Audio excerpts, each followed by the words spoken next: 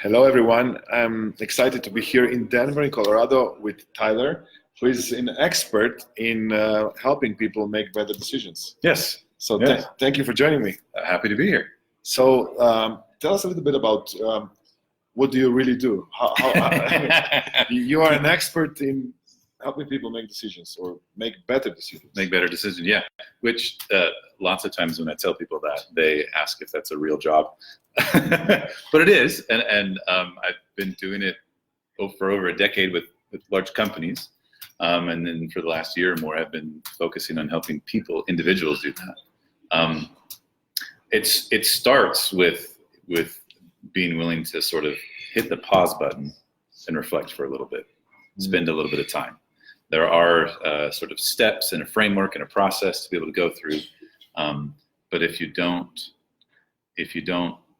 press that pause button, if you don't declare a decision, as we say sometimes, well, then you'll never have the opportunity to put that framework into practice. So tell us about a bad decision. What is a bad decision really, and why people make bad decisions? So I think that's a very good question, because everyone wants to make the good ones, right? And not any of the bad ones. The very first thing I think to recognize is sort of a misconception about what we mean by good decision versus bad decision. Most people, when they think about how they judge a decision, what they're really judging are the results of the decision. And so you could make so say you have an exam, you're a university student, you have an exam tomorrow. Should I study tonight or not? I may make the decision not to study. Or let me flip that around. Let's say I decide to study and I get a good grade on the test. We would say great decision. If I decide to study and get a bad grade on the test, does that mean it was a bad decision to study? Or the other way around, if I studied and got lucky and got a good grade, does that mean it was still a good decision to not study? So I think one of the first things to recognize is that decisions are not the same thing as results. They're two separate things, and we need to decouple them. And so in order to talk about how to make a good decision versus avoiding making a bad one, it's not focusing on what we get at the end, but what goes into the process up to the point where we actually decide. So decoupling decisions and results, I think, is the first step. And the second is then, as I think you're kind of getting to, is how do you then put a process in place where you're actually making the good ones, and recognizing that if we make good decisions more frequently, we will get better results more frequently. So the decision-making process that you help people with actually influences the results they get. So the better decisions mean better results, and people can learn this. Yes, absolutely. Better results, better likelihood. There's a lot of, I think the first thing to recognize is that a decision is something that's completely within our power. I will choose what I'm going to wear today. I do not get to choose the weather. The weather happens to me. So if I'm cold or wet because of what I chose, I might get a bad result, right? But we can go out and try and find out information about those uncertainties, unknowns. Sometimes it's things like the weather. Sometimes it's things like someone else's decision that I can't control that influences that result that I get in the end. But I certainly can control the choice that I make, and the process that I go through to then make that choice.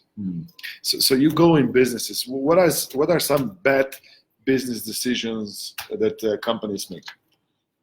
Oh, probably hiring decisions. Hiring, okay. Hiring, right? Yes. Yeah, that's a common one, but there's so much unknown there. So I'll give you a story. So I used to work at a drug company, and at drug companies, they invest hundreds of millions of dollars in developing a drug before it's ready to be approved and be sold on the market. And so this one company, we'd done several early trials, and we were ready to make a $400 or $500 million investment into the last stage of trials. The drug was a cardiovascular heart drug, and the early signals said that it raised the good cholesterol and lowered the bad cholesterol. So everyone thought, no brainer, this drug is going to do something good. Invested, like I said, about $500 million in this trial, and in the end, it didn't work. It didn't show, and it surprised everyone, both the internal experts and the external experts. And so that we use that within the company as an example of making a good decision with the information that we knew. Everyone thought this is the right choice. We put down $500 million. But we got a bad result, bad outcome. And that had to do with the big uncertainty around what would the results of the clinical trial be. And so, I mean, as you were saying, when you have a good decision-making process, it doesn't guarantee you good results, but it makes it more likely, more frequent that you would receive those good results. Yeah. So we have an opposite question. Somebody is not sleeping. Is that a good decision or a bad decision? I don't know. Yeah. Maybe tomorrow they can sleep in a little bit. So how can I learn to take or make good decisions then? Yeah. So. That's a good question. I should have a quick answer to that. First, I think is recognizing, like I said, recognizing the difference between decisions and results. And just recognizing that I've done this with my kids frequently. In fact, sometimes they flip it back on me and they'll say to me, Dad, I made a good decision. I just got a bad outcome. It's not my fault, right? Okay. But so I think it might sound simple, but to make that mental shift and recognize that we control the choice, not the outcome, not the result. That's one. And then I think if you sit down and to answer the question, how can I learn, to actually make them, is to have a reflection moment. I mean, I could list off a few questions. I think first you want to know whether you're tackling the right problem, what is the decision that I'm making? Am I talking about redoing the carpeting, the flooring in my house? Are we talking about remodeling the home, or are we talking about moving houses? What's the trying to figure out the right frame of the decision? How small or big is it? And there's no right answer there. For a couple that was their kids had all left, it might be the right time to look at moving. For someone else, it might be the right time to make an addition. But sizing that and starting there, thinking creatively about other options, thinking broader than just what we normally start with.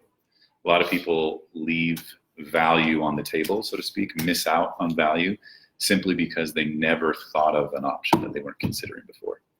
A lot of people just start collecting data and analyzing the options in front of them, which allows you to choose amongst the best of what you have. But if you can think of something else even better, then that's missed opportunity there. I think thinking of the things that you don't control, but that have an impact in the outcome. Trying to understand the range of possibilities for those uncertainties. I use the weather sometimes because it's simple and easy. And what you would do in various, if I had this or this happened or that happened. Learning to deal with uncertainty is a big part of making good decisions. Okay, yeah. Wonderful. So one of the things you're mentioning is to have a lot of choices and you can make a decision, but also to have a lot of different views on that particular choice, which enables you to improve your decision-making process. But how can you improve decision-making process if you have something which is emotional, like finding a soulmate? How can you make a good decision about a soulmate? Yeah. Are you looking for marriage advice? No, but many people ask me this question. Yeah. What they should do, or should they go, they shouldn't go, or should they stay single for the rest of their lives? And what would you recommend them in this kind of a more emotional decision-making process? That's a really good question. So if in a very general sense to start with, if you're looking at making a choice or a decision and you've got multiple alternatives available to you, the way by which you select your preferred alternative is to be clear about your values, what you care about, what's important to you. Those are the measuring sticks by which you identify your preferred alternative. And so when you think about any situation where you don't have significant experience, so it could be you were just diagnosed with cancer.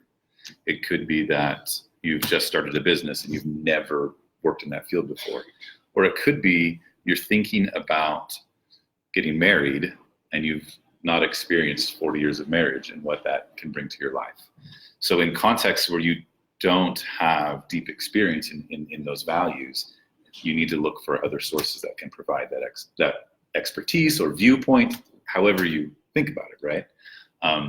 So I mean, if you were to be very analytical about the process, right, it'd be to talk to people that have been married for years on years and ask them about their experience and what it's like to talk to people who, on the other side of the fence, have been single years and years, or people that have been in and out of relationships, right? And it's not just about what you perceive now as your values. It's about the long term, and it's about balancing those short versus long term. So. Wow. Yeah. So it's a complex process. Right. Yeah.